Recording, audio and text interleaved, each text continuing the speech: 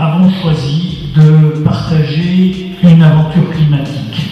Le climat, c'est réellement l'affaire de tous, c'est l'affaire de gestes quotidiens de tous les acteurs.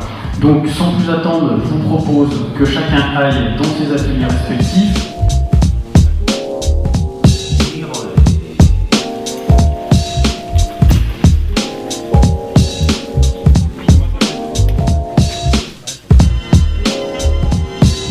J'ai choisi cette photo parce qu'elle montre vraiment un embouteillage en milieu urbain, donc avec toutes les conséquences sur le climat. J'ai choisi cette photo parce qu'elle va remémorer un événement où on a eu un événement climatique assez important avec des inondations qui ont causé des dégâts relativement importants.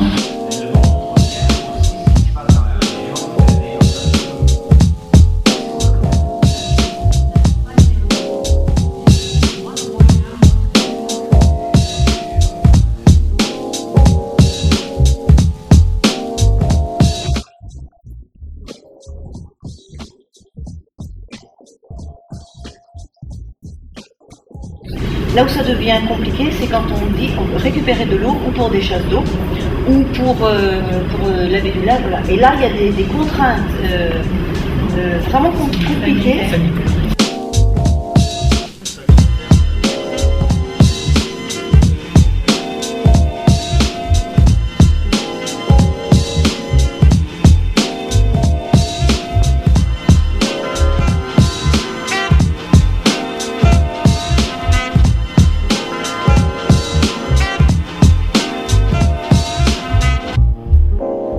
Prévention de la délinquance, donc du rouge. Solidarité, aide à domicile et puis aide à domicile aux personnes âgées.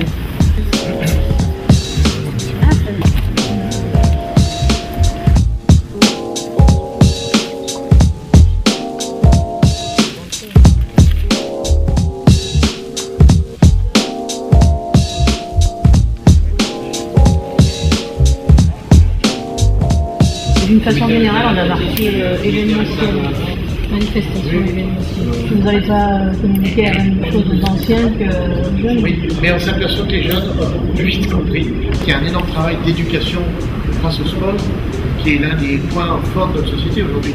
Donc nous continuons notre soirée avec une autre séquence, qui est donc une table ronde. Pouvons-nous un jour nous adapter à ce qui se passe?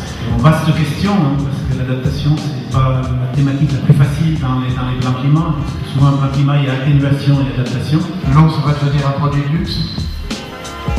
L'eau va devenir un produit sujet à beaucoup de discussions, effectivement, un produit d'enjeu. L'industrie est un gros consommateur d'eau. Si on limite la consommation, est-ce que l'industrie peut s'adapter? L'entreprise a besoin d'eau, clairement, pour ce process, pour ce refroidissement. Mais elle a également besoin d'eau pour l'exutoire de ses projets. Donc ça veut dire que pour l'eau et pour le chef de l'entreprise, ça devient l'aménagement du territoire. Ça devient un des éléments d'aménagement du territoire.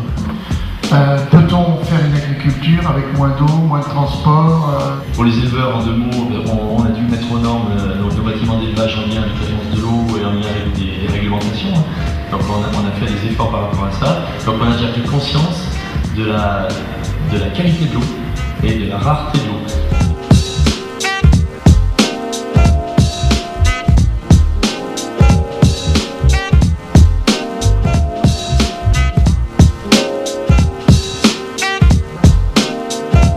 Simplement, moi, il me semble que ce territoire, sur ces trois intercommunalités, les Vallons de la Tour, les communes d'Andétenay et les Capilles, on s'engage bien dans une démarche de développement durable. Je veux dire, grâce au GPRA, le grand projet Rhône-Alpes, ça a permis de nous fédérer et d'aborder ces questions-là. Et le plan climat territorial est une des conséquences aussi du grand projet Rhône-Alpes sur ces trois intercommunalités.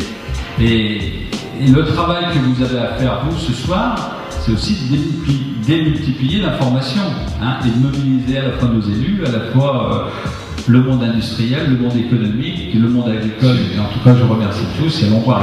Merci.